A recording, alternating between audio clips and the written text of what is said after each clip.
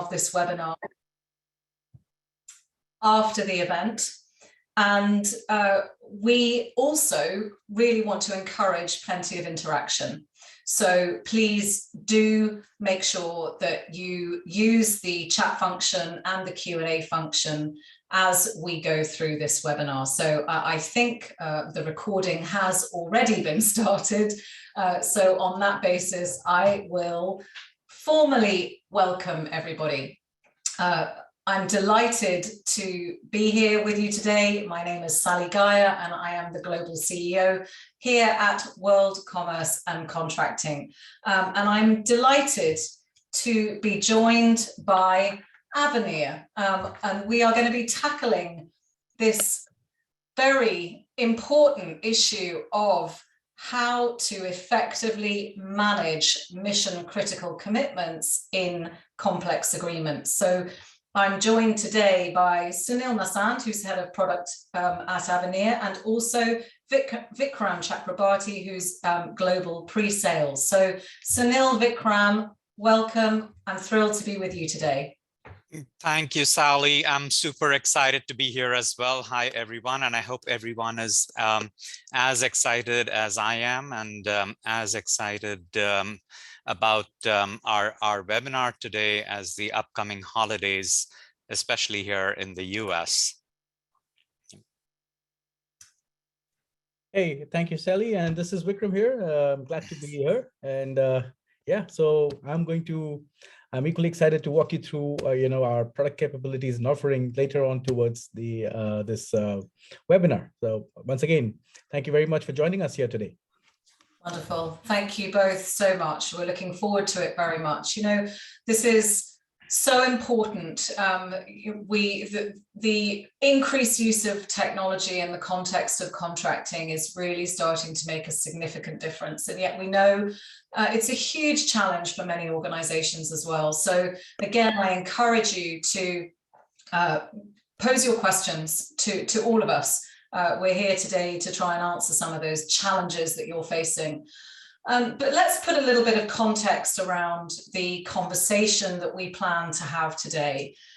Many of you, I am sure, will be familiar with the research undertaken by World Commerce and Contracting.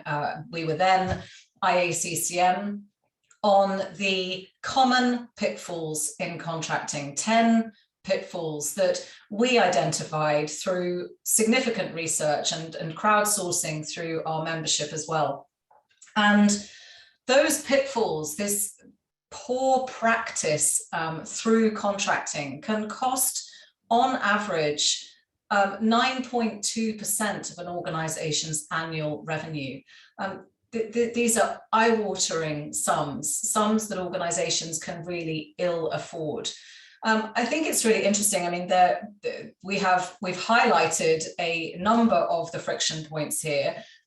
The issue of contract terms and negotiations focusing on risk allocation, contracts lacking flexibility, contracts being difficult to understand, an area that I feel very passionately about, that we're not thinking about the user when we're putting these contracts together.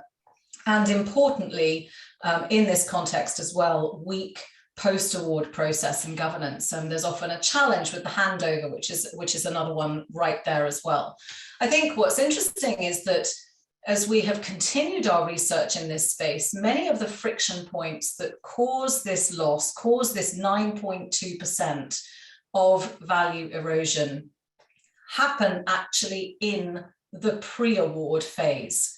But the cost associated with those is felt very keenly in the post-award phase. So while we see 70% of friction points existing in pre-award, and that's really borne out by looking at the 10 pitfalls and understanding that most of the pitfalls that we're looking at, the majority are pre-award. And yet what we know is 70% of the cost is felt in that post-award phase. Value is won and lost in the post-award environment. And tackling these pitfalls can directly contribute to an organization's bottom line. We know from our most recent benchmark study that the #1 priority for organizations, for individuals working in contract and commercial management, is increasing strategic value and demonstrating relevance. And these pitfalls are an absolute way for us to start demonstrating our relevance by understanding these pitfalls. How do they impact our organization? No matter what industry, whether you're operating on the buy side or sell side, we have talked about these pitfalls now for over 6 years, and they resonate, some more than others. But I think it's important to challenge ourselves. Which one of these is the most keenly felt in my organization, and how might we go about addressing that? So let's move on from the 10 pitfalls and have a look at some of the other statistics that have come out from our recent analysis and recent research. So 90% of people in organizations recognize the effectiveness of post-award contract management and relationship management. They recognize how important that is. I think what is equally interesting is that, again, in our most recent 2021 benchmark study, post-award activity is now in the #1 spot in the context of time allocation. So time spent in post-award, and that's up quite significantly from the last time we did that research back in 2018-19. And I think that's very positive because, again, it focuses in on the recognition that that value is won and lost in that post-award phase. There's no question that we recognize the importance of post-award contract management. It's all very well to celebrate when the contract is awarded, when the contract is signed, but of course that is only when the hard work begins.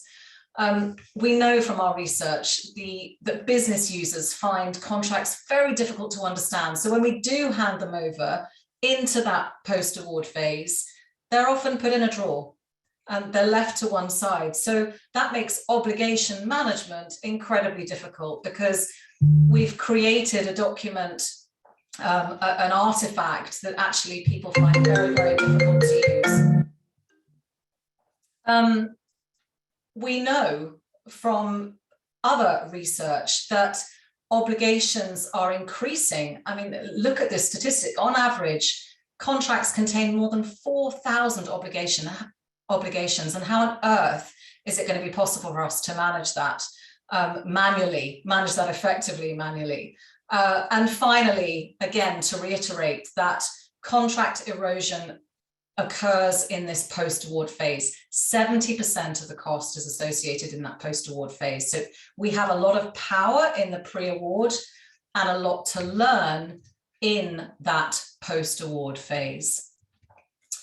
And my final slide and my final observation really here is a reminder of the importance of looking at the life cycle.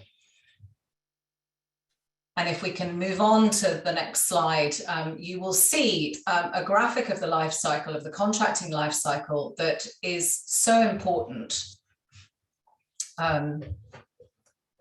Just ask Maddie to thank you so much. So let's review this contract life cycle. And this life cycle is a life cycle that's been put together, again, through significant research and work with the World Commerce and Contracting members, operating both in the pre-award and the post-award and across different industries. So this is an amalgam of thought process that's been put into this. And of course, we look at this at a tactical level, very operational, from that design phase at the very outset right through to closure. So you can see in those navy blue boxes what that operational life cycle looks like. But of course, we have to remember about the strategic approach to contracting. Contracting is the least reformed business process in any organization, and there is so much opportunity for us working in contract and commercial management, in procurement, in legal, wherever we happen to operate in the context of the contracting process in our organization, to drive value by taking lessons learned. So if we just go back to that point, that if 70% of the friction points occur in the pre-award phase, but 70% of the cost is actually felt in the post-award phase. Understanding the full life cycle, understanding cause and effect is absolutely critical. What are we doing in the pre-award phase to positively reduce the friction points that occur post-award, to positively reduce that 9.2% value erosion? And what lessons are we learning in the post-award environment that we're then feeding back to the pre-award so that we remain on that journey of continuous improvement? So with that, I've put that into context, and what we would like to do now is launch a poll, and it should be there in front of you now. And we'd like to ask you, how do you handle your obligations currently? Is it a very manual process within your organization? Do you already have a contract repository? What about technology? Are you using some of the more advanced technologies like artificial intelligence, obligation extraction? Do you operate with a fully automated contracts compliance platform? Sunil, perhaps I'll bring you in at this point.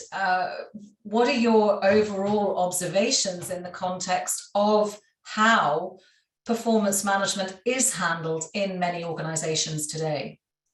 Hey, Sally, thanks. And actually, even before we get into the poll, thank you for explaining some of the pitfalls and the importance of focusing on the post-award process so clearly.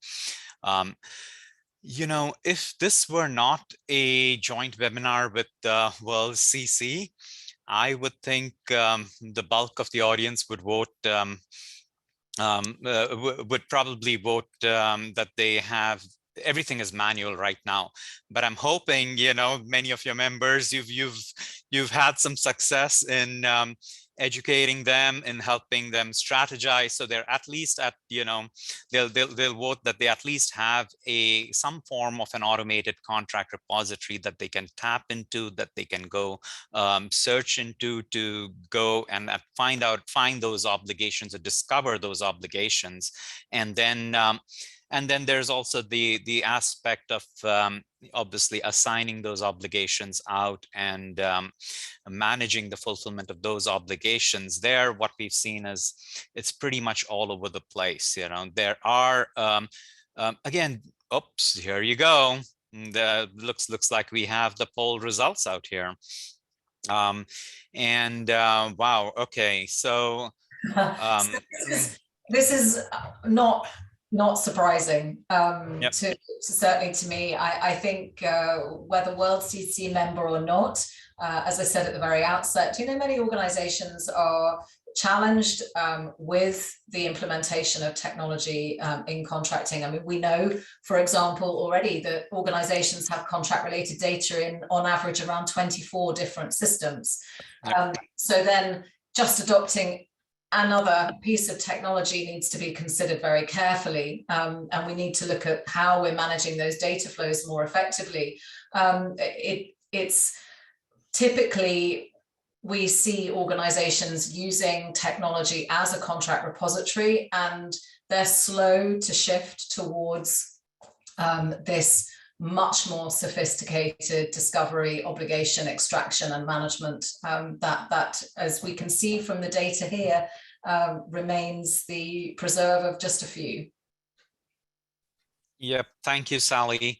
And yeah, with that, I would like to deep dive into Avenir Solutions and how you know, how Avenir can help manage this. I'm trying to recall your exact words, Sally. It's the most under-refined business process today, contract management, and I would imagine that includes obligation management. So who is Avenir? You know, we might not be known to many of you. Avenir is built on the ServiceNow platform, and we help enterprises automate their source to pay processes. Right now, we have our key offerings focus around RFP management, contract management, obligation management, and invoice AP processing. As you can see, we have a set of customers and a global presence as well. Marquee names like Johns Hopkins University and Reese are a part of our customer base. And really, through our solutions, what we aim to do is clearly boost efficiency across the entire process, in this case, the entire contracting process, as well as the obligation management process. Help with not only reducing spend and revenue leakage, but also help with maximizing revenue. Obligations, I mean, contracts, you'll see them all over the place. I mean, the buy side contracts, sell side contracts. So you're looking to maximize revenue as well as minimize spend through your contractual arrangements and through the obligations embedded in those contracts. So that's, again, something we help with. Clearly, there is a lot of risk tied to agreements, and a lot of risk tied to each obligation on that agreement. So we aim to lower that contract risk, whether it's legal, business, or even regulatory risk. And then ultimately, it's about improving relationships across the board. Yeah, I mean, one can use a stick approach to manage obligations and contractual deliverables and so on. But then at the same time, whether it's your customer or whether it's your vendor or your customer, you want to maintain that strong business relationship so that you can maximize the overall value you're getting from those partnerships. So that's, again, what we help with. Yep. We can move. There was a question, I believe, that popped up around, sharing some examples or getting into more detail on obligation flow, which we will in a few minutes. Okay, so before we get into obligation management itself and how Avenir helps with that, I'll ask your forgiveness and somewhat repeat myself and just once again set context. Sally, you've done a lot of that already. But what we don't think of obligation management as separate from contract management. It is a part of the overall contract management process, and clearly, Sally, you've called out many of the pitfalls and pain points, and this is really what we've heard from our experience in this industry, from many of our peers and customers. Pretty much, again, the challenges they boil down to inefficiencies, i.e. manual processes, disconnected systems, lack of standardization in terms of clause libraries, templates, and workflows, including approval workflows. And a lot of time is spent in the whole back and forth, both in the contracting process and post-award as well. So I'm sure everyone can relate to this. And again, the contract, like you pointed out, Sally, is so central to many downstream and upstream business processes that it almost can never stand alone on its own. It has to be connected to those dependent systems that may be actually, for example, tracking SLAs when you have SaaS contracts in place, or there could be other downstream, like in the healthcare and life sciences industry. You could have agreements that specify fee schedules and reimbursement conditions and so on, and they need to be fed into those actual claims and billing systems and so on. Those conditions and terms need to be fed to those systems, but because the contracting system is itself not set up in a mature way, so to speak, it is those downstream and upstream systems that actually serve your end customers that get impacted. Yep. we can move on and really double click into actual obligation management challenges and what we hear from our customers, our prospects, from the industry as a whole. Clearly, you know, what I did here is we grouped those challenges into 3 areas. One is just obligation identification, identifying obligations. Like we saw in the poll as well, you know, or rather there will be another poll as well on this coming up soon, but just identifying obligations across agreements, across the thousands of agreements that the tens of thousands of agreements that organizations have is extremely time consuming. You know, an obligation might seem pretty simple and it's a blurb of text, but then, you know, is that clause really an obligation that needs to be followed upon and monitored and tracked? Just that identification across those thousands of pages or hundreds of pages of agreements is a problem. Obligations, unfortunately, as we know, they don't die even if the contract dies or expires. We, in many industries, obligations continue to live on even after the contract, even after the contract is terminated or ended, especially in regulatory industries like you know, regulated industries like financial services and healthcare. You need to be on top of obligations, and you may be there could be audits, you know, that where you might have to dig into contracts that have expired years ago and go and fish out those obligations and see if those were followed up or not. So so the time aspect is what we've heard. There is clearly lack of visibility across the board that was reported by by many of our friends, and no easy way to track and report on obligation status, and we'll get into why as well. And then finally, the lack of ownership as well. We've clearly heard that, you know, obligations get touched upon by multiple groups, multiple departments, and you know, organizations don't have a clear way of taking those. First of all, you know, if they're able to identify those obligations, or at least the top obligations, then taking those and assigning those appropriately to the right owners is also a challenge. Sally, I'd love for you to chime in, you know, and share some of your experience around obligation management challenges. I think it's really interesting, and a lot of this resonates, Sunil, very much with what we know. I mean, I think so often obligations get buried in those thousands of pages that agreements are, you know, run to now. There's often as well a lack of coordination in that pre-award phase in terms of who's responsible for which element of the negotiation of the agreement.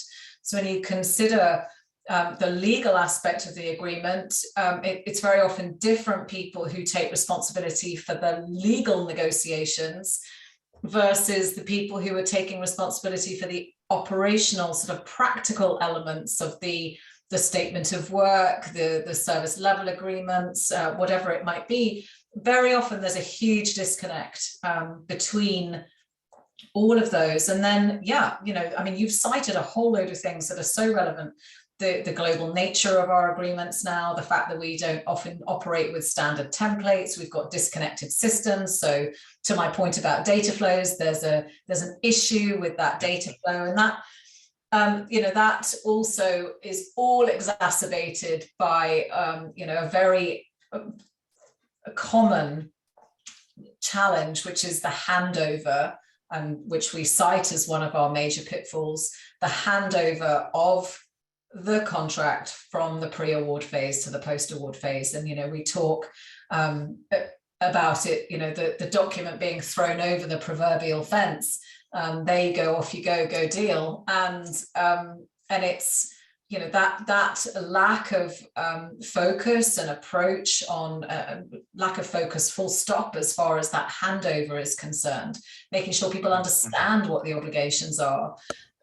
But, you know, when all of that's manual, and when you've got 4,000 obligations, that's very challenging. Yep. Thank you for that, Sally. You've actually touched upon items that I was going to cover on my next slide as well. So let's move on to the next slide, and let's start examining, obligations a little bit more forensically.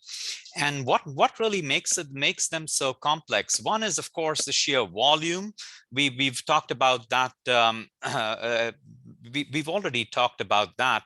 But as we look at obligations, I mentioned that an obligation is really a clause. It could be a paragraph, it could be a set of lines. But as you start looking into that obligation, depending on how an organization views obligations and classifies them, depending on the goods or services that are being contracted for, you may want to classify your obligation types and categories differently. And you can see all the different types of possible classifications that could exist for across obligations. And each of these different types, SLAs, they would have specific percentages and ratios and metrics that need to be measured. There could be delivery obligations, quality obligations, requirements, obligations that your vendors may have to fulfill in terms of submission of invoices, submission of proof of performance, marketing performance, and so on and so forth. There could be regulatory requirements, or you may want to classify obligations as regulatory requirements, and so on. So there is complexity that just arises based on the manner in which you classify your obligations. There's complexity clearly that creeps in because of the types of contracted parties that you may have. These could be customers, vendors. Again, this is not supposed to be a comprehensive list, but just to give you a flavor of how complexities creep into obligations. Obligations could be spread across documents. What we've seen is, it's not just the core agreement that has obligations embedded in them. There could be obligations in addendums, in onboarding and training documentation. And in many cases, I talked about healthcare, for example, there are obligations that exist in the HIPAA Act, which might not actually creep into the agreement, but it is assumed to be in the agreement. And hospital systems contracting with those provider vendors, so to speak, need to make sure that those providers and partners and business associates are adhering to those healthcare regulatory laws as well. And you might need to actually find a way to measure and track those obligations that are not explicit in your agreement. And then clearly there are obligations that are either event-based or one-time, or need to be chased on a recurring basis.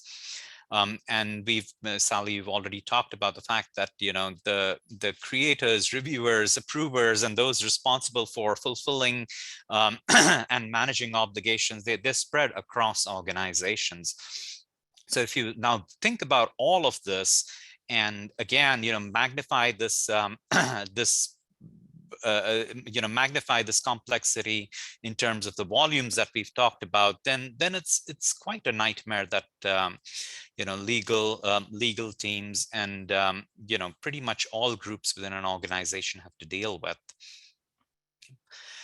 With that, we can move on to the next slide, which is another poll. I know we've talked a lot. We wanted to make this interactive, but where do you experience the greatest obligation pain?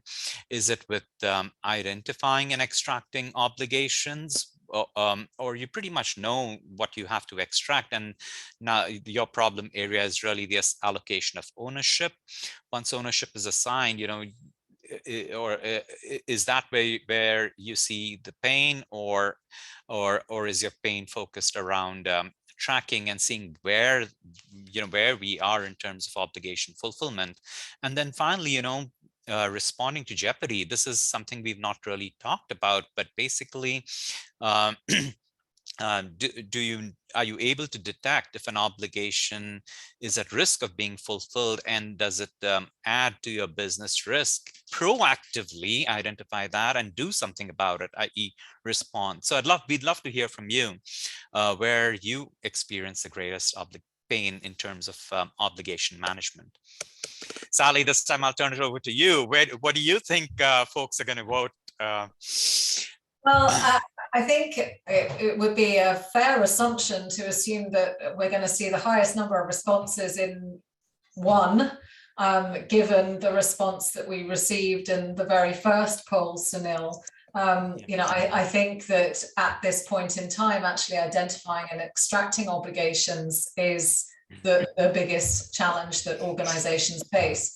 It'll be very interesting to see if I'm proved right or wrong in that sense. But you know, I do think that it is an area. Oh, it's interesting. Okay, it's a bit more of a mix than this time. But and of course, you know, we do understand that in the context of the implementation of technology, that's not, you know, it's not the be all and end all in terms of the management, allocation, tracking of obligations.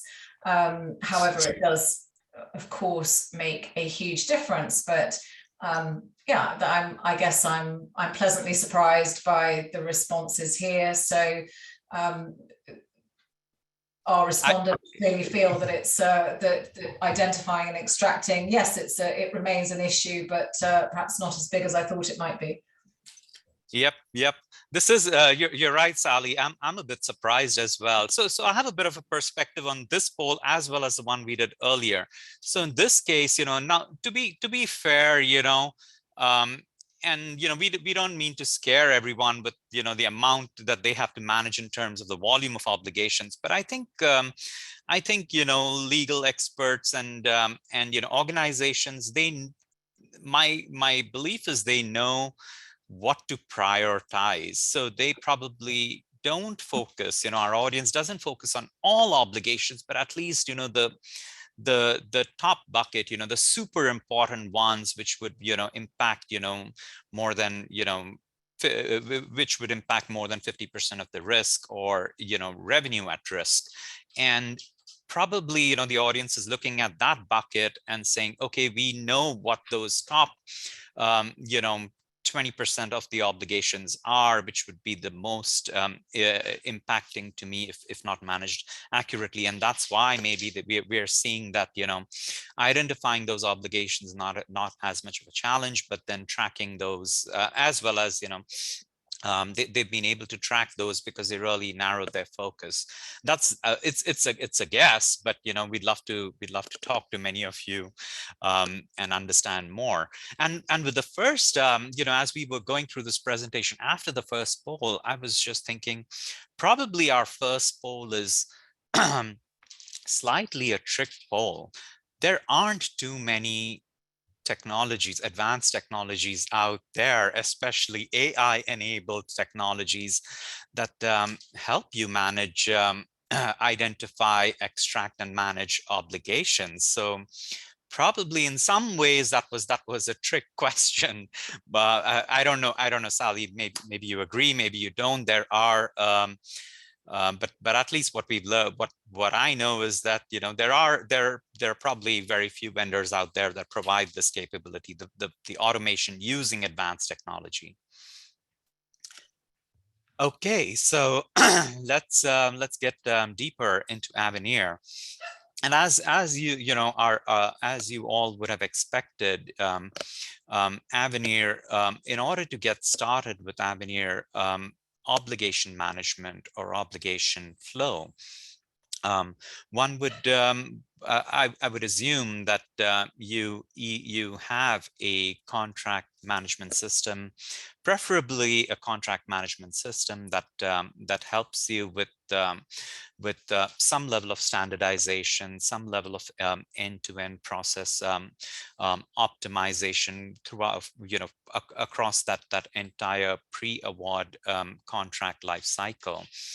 And if not, the good news is that Avenir provides that capability, a contract management capability through its contract flow product. And even if you don't choose to, or even if you already have another contract management system, Avenir Obligation Flow, it can work with contracts.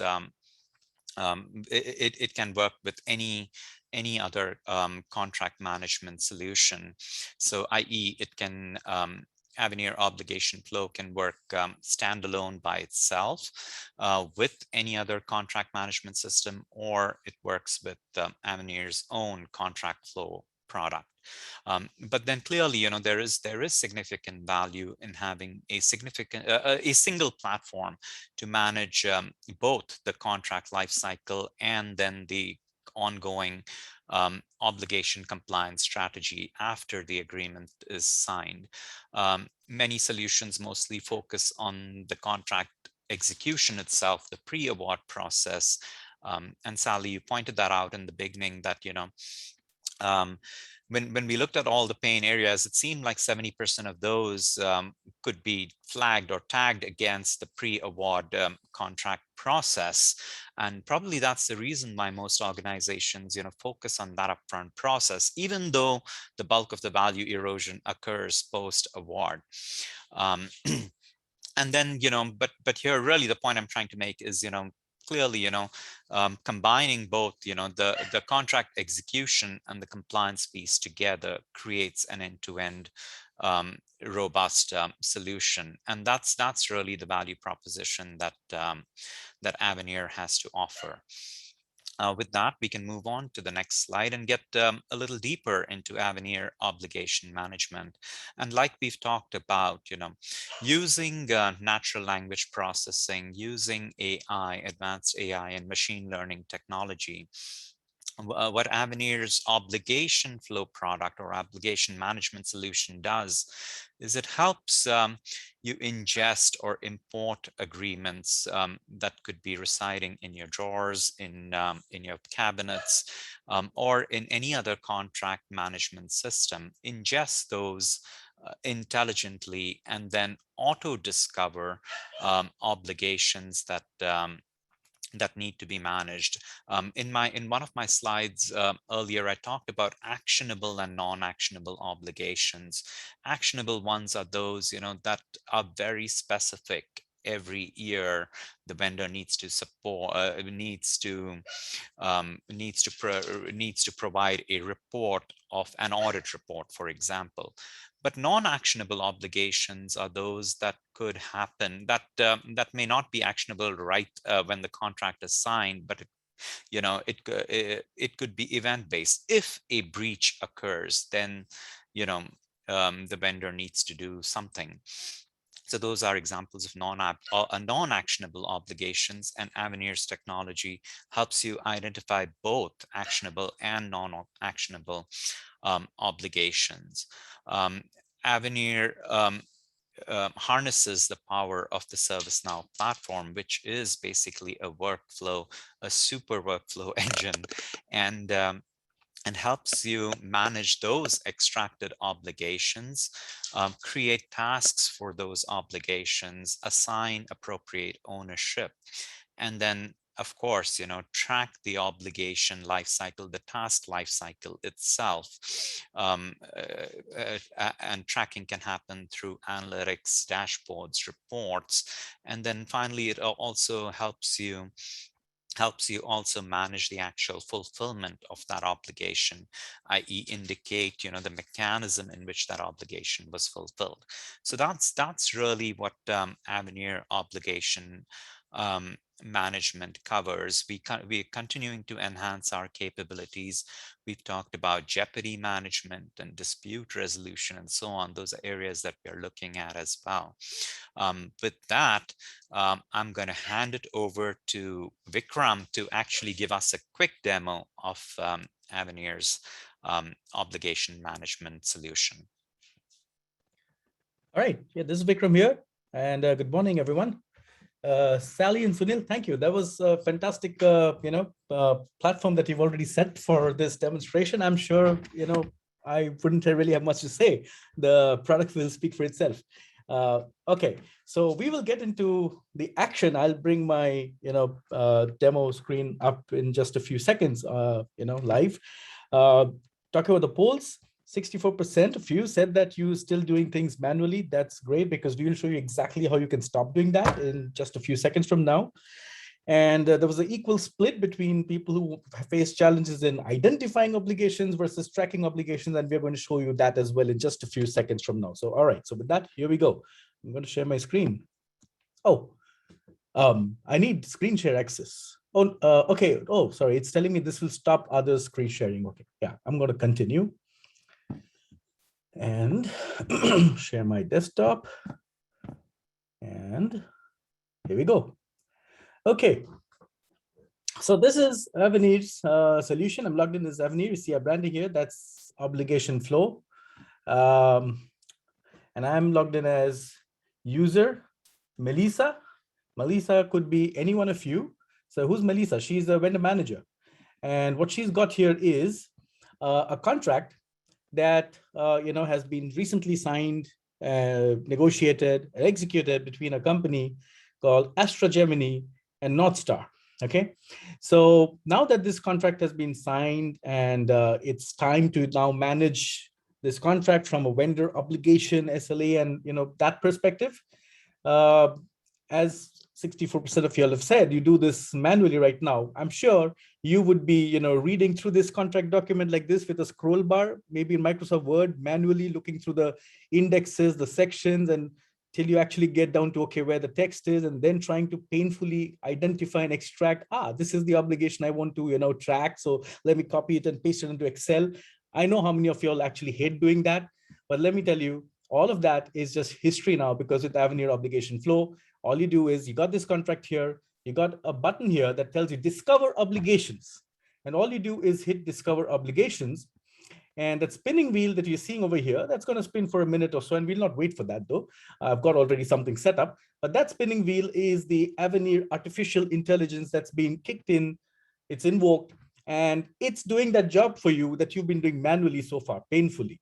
So this is going to now read through this contract document, and in about a minute or so, it's going to pull up a list of obligations. And our AI model has been trained over many tens of thousands of data points. It's really able to identify, extract obligations automatically. Now we are not going to wait for that spinning wheel. As I said, I've already got this set up so that we don't waste time. So here's that same agreement with AstraGemini and North Star. As you can see here, there's a list of obligations which it has identified and extracted. Okay, what we'll do is towards the end of this presentation, I will go back and show you in that same screen where we left the spinning wheel. Okay, so you'll actually see a live AI, taking place, right? But this is what has been extracted from this particular contract. List of all obligations. Now, these are potential obligations. Okay, why are they potential obligations?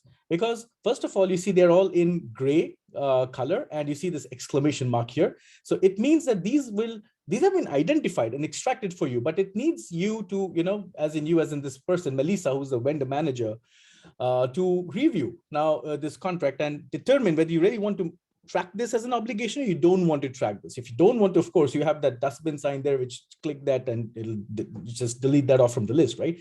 But let's say, how do you review this? Click this arrow. It opens up this kind of a card view where you see the obligation text, and you're reading through this text, says something like blah, blah, blah, blah, and you want to see, oh, okay, where exactly is this obligation, this contract? Let me scroll through this contract. Oh, no, you don't scroll. You just click there. It takes you there.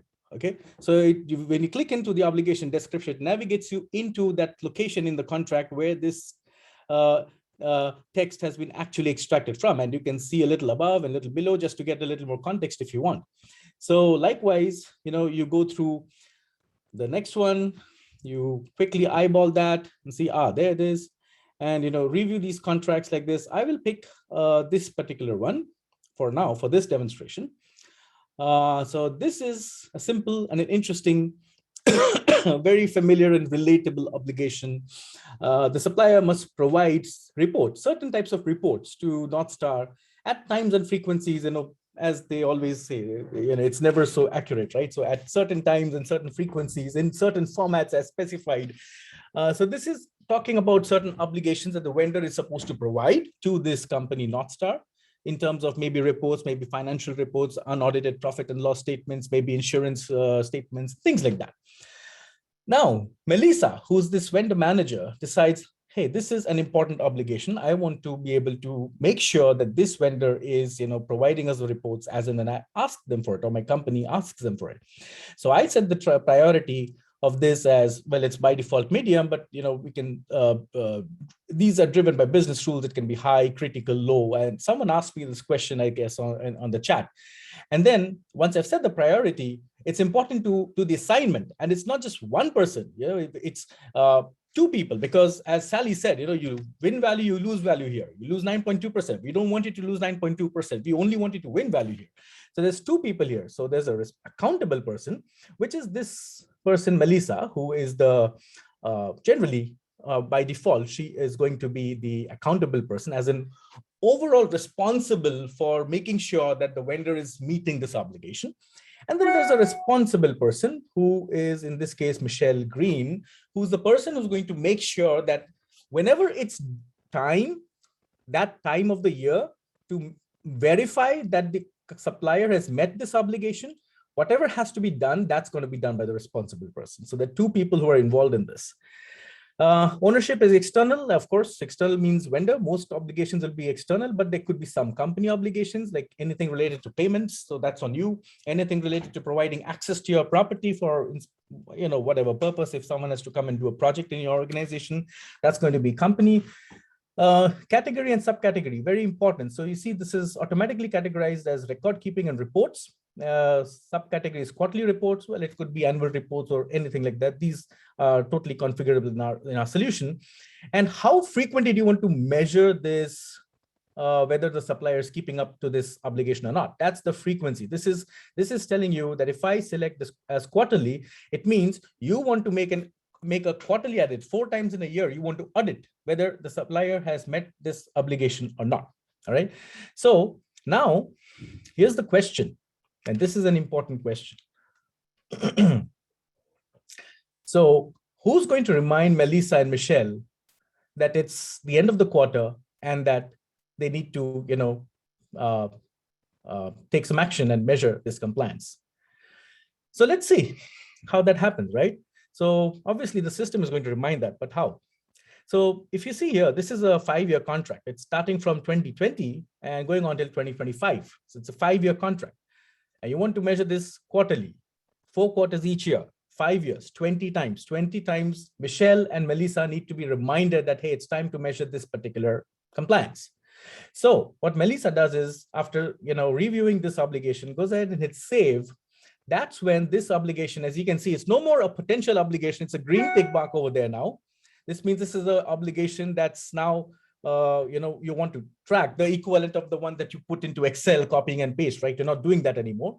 And if you click inside this obligation, you will see how the answer to my question that I asked you just a while back. How does Melissa and Michelle get notified 4 times a year, 20 times across 5 years? So, well, the solution is very simple. You're going to see a schedule of notifications that Avenir automatically generates. There you go. So this is while this was loading, I thought I'd answer a question that popped up. There was a question around how are these obligations populated, and I'd like to answer that. Vikram, like you showed, these obligations are automatically extracted from agreements. So we use AI technology and natural language processing that actually reads through clauses on agreements that interprets them and then classifies them as obligations. We've seen a pretty high level of accuracy reported, over 99% accuracy reported by many of our, by some of our customers at least, that are using this. And Sunil, can I then build on that, because and thank you. I did want to make sure that we got to these questions, because it was wonderful. Thank you, everybody. And I particularly want to deal with Ulrika's question, which I think builds on what you've just responded to in terms of how the obligations are populated, and the sophistication of the Avenir platform. But importantly, and we talk about AI training all the time and the challenge around that. So Ulrika's question is, what input is required from our company to enable this automation of obligation extraction? So actually, I would have answered that towards the end, really. But you know, basically, in order to the input that would be required would be, I think we'll need to do an assessment of your current processes and where you stand currently on both, you know, the contract management and obligation management maturity framework, so to speak. So you know, we at Avenir, we've developed a maturity assessment framework that actually helps you do that. It's a no-cost assessment from our side. We'd love to have a further conversation on that, and you know, help determine what are the prerequisites you would need to get obligations to work. So we'll have to look at, you know, what existing systems you have in place for contract management and so on. So in essence, Sunil, there would generally be a requirement for you to work with the organization, and presumably you have done that with existing customers in terms of helping to ensure the AI is trained appropriately to manage the obligations for a particular organization. Absolutely. Yeah. And, you know, some of it also has to be process driven, right? Like we talked about, you know, the overall strategy to handle obligations, how you categorize them and so on. And what are your top obligations that you want to focus on? So all of that will also be a part of that, that overall strategy assessment. Yeah. Okay, Vikram, back to you, or I could take other questions as well. There was, and just to round up real quick on that question I started answering around how are these obligations populated. One is automatically, but two, you can also upload these obligations. Some obligations, you know, that are tracked in other documents, not necessarily in agreements. You can also upload them using a spreadsheet. So we obviously offer that capability as well. And then everything else that Vikram is showing would still apply, all the tracking and reporting and fulfillment pieces. Where is the contract? Sorry, Vikram, I'm just jumping ahead to a couple of questions. You know, where is the contract information stored? It is stored on the cloud, like we mentioned. You know, we are built on the ServiceNow platform, so it is stored on that platform. Extremely secure platform. And the follow-on question was, is it suitable for use with government contracts? Absolutely. In fact, we do have customers, like, you know, my first slide showed, you know, the state of Utah is a customer of ours, and absolutely, you know, the security mechanism available with ServiceNow is absolutely suitable for use with government contracts. Vikram, back to you. Okay. All right, great questions, and glad that we could answer those questions on the fly. That's really important. Just quickly, you know, I probably need only 5 more minutes to wrap this up. So we've looked at how the obligations are extracted, and yeah, as Sunil said, no matter how these obligations come into the system, whether it's through our AI-based discovery or an upload in an Excel format, ultimately it's all going to boil down to tasks. So essentially, we're converting your contract, all the obligations in that contract. We're unlocking those obligations, that effectively just converting that into a task management mechanism with scheduled notifications. Like you see here, this task is going to fall due in the month of June. You see, it says June 2020. The next task is going to fall due on the on September 2020, and so on, because this was a quarterly task. So you see the next one is December. So these tasks are automatically scheduled to remind you that, hey, it's time to measure this compliance in accordance to the frequency of measurement. Like you can see here, this was set as quarterly. If you had set it annually for a 5-year contract, you would have 5 schedules created, which would remind you at a certain time in the year. Now that we've seen identification of obligations, extraction, task schedule creation. Let's see how does a task fulfillment workflow actually take place. Okay, so real quick, let me hide my Zoom panel. That just hides the, yeah, okay. And by the way, this was the screen which we left off on with that spinning wheel, and you can see the obligations are extracted. So I just want to show you that. Okay. So it's real time. All right, so let's look at, so Melissa, she is the accountable person of many of these tasks, and she's looking at one of these tasks, 41201. She's been reminded or notified by email because it's due today, November the 23rd, 2021. It's a high priority task, talks about certain reports that North Star has to be provided. Okay, and she can see that it's been assigned to Michelle. So Michelle Green is the responsible person. What's Michelle doing? So here's Michelle. And she's been notified as well. She's looking at the same task, and she's looking at the description, and now she's wondering what exactly I should do about this. But then that's where the notes come to help her, because there are notes here. It says, please check if any reports and insurance renewals are due, ensure to obtain from the vendor and upload here. And now she talks to the vendor, she gets those reports, she gets that insurance certificates, whatever it may be, uses the paper clip to attach it here. Let's say, where is it? Okay, profit and loss insurance certificate, for example. Okay, and click save. You can attach multiple files here, and so she's attached that, sets a verification date, which of course can be as well automated, because it can be just the system date, and hits save. Now she has done her part of the job, that is collaborating with the vendor and getting the due reports and attaching it, uploading it here. What about accountable person, which is Melissa? Melissa gets notified that this action has happened, and she's able to see the exact same thing, on her screen as well. So Melissa here sees that, okay, this has been verified on this date, and it's the insurance certificate has been attached. So, but she can still see that the fulfillment status is pending. But now Melissa is satisfied that, okay, because we have, Michelle has uploaded the certificate, it's been verified. All that she does is hits, Melissa will hit this button here, complete, and that will set the fulfillment status to fulfilled. Ultimately, this is going to reflect upon your dashboards, and so your dashboards are going to show you a view of all your upcoming obligations and tasks and the level of fulfillments and so on. So Melissa, who's the overall vendor manager, the accountable person, is able to see all her obligations by category and subcategory, when they're due on, the next, when they're due on, who's the responsible person, what's the measurement frequency, and how, whether if they are in fulfillment. If they are already fulfilled, it would just get knocked off from this queue. So that's how she's able to keep track of all the obligations across all contracts, across all vendors that Melissa is managing in this organization.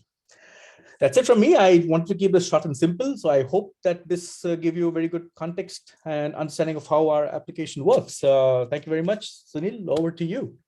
Vikram, thank you so much. And sorry to cut across you, Sunil. I think I'm just conscious that we've got a couple of minutes left, and I want to take host privilege, if you don't mind. You've got so many questions here that I think it's so important. I'm sure that you'll have the opportunity to answer a lot of these questions post the event, but I want to focus in on one which I know is a hot topic and an important one, and it revolves around data sharing across organizations. So this obligation extraction and management is so important, but there needs to be a view of it from both, if you take a simplistic view from both the buy side and the sell side. So is that facilitated, and how, and to the question that's been raised, how is confidentiality maintained in that context as well? It's a big question, but I think an important one. And finally, around the adaptability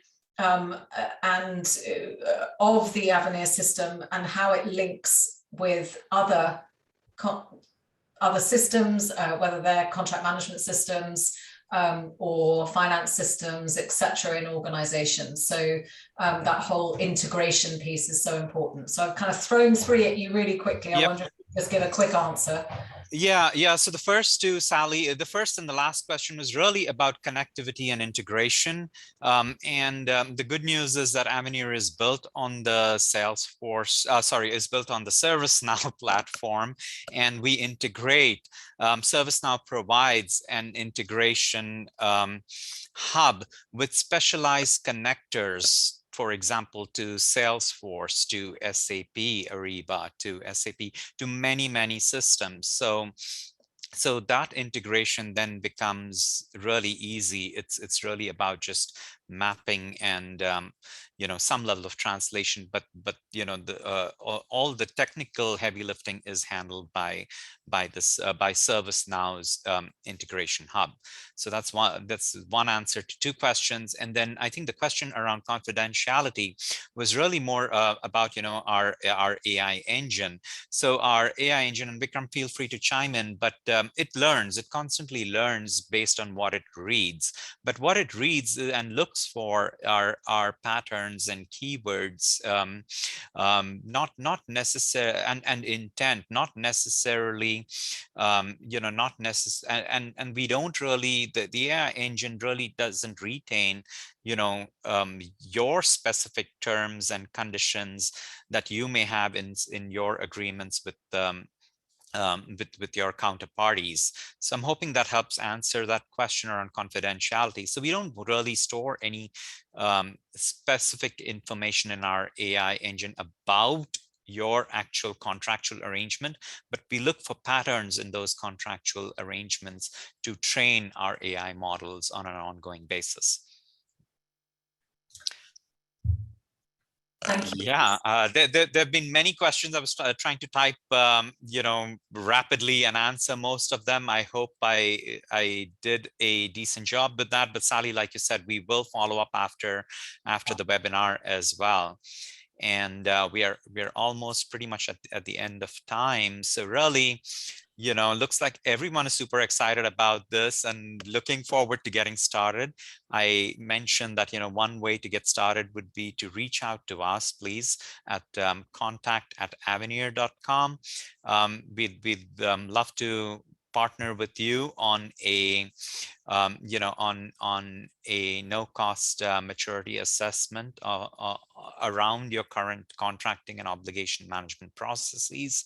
And then we'll also share additional additional assets with you, especially this deck and additional material with you that would help you get started with obligation management. Brilliant. Yeah. Sunil, thank you. Sunil, Vikram, thank you very, very much indeed. It's been a fascinating webinar, really informative, insightful. As you said, Sunil, this is a really important topic, a hot issue at the moment, and certainly as we have seen, if our number one priority as a community is increasing strategic value and demonstrating relevance, then this is a sure way for us to be able to do that. So really appreciate your time today, really appreciate all of the questions that have come in. Thank you so much for making this as interactive as you have done. And Sunil, Vikram, with that, thank you so much and look forward to collaborating again soon. Thank you, Sally. Thank you, Sunil. Thank you, Bob. Yep. Likewise, Sally. Thank you. You've been fantastic. And thank you to our audience. It's been such a pleasure speaking with you. Yeah. Thank you. Bye-bye. Okay. Bye-bye.